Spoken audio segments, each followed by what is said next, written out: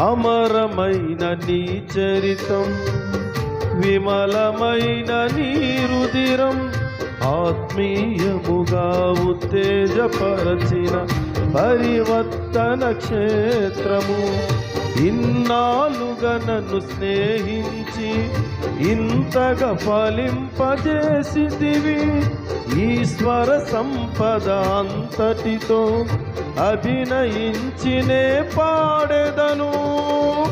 ఉండలేను, బ్రతుకలేను నీ తోడు లేకుండా, నీ నీడ లేకుండా.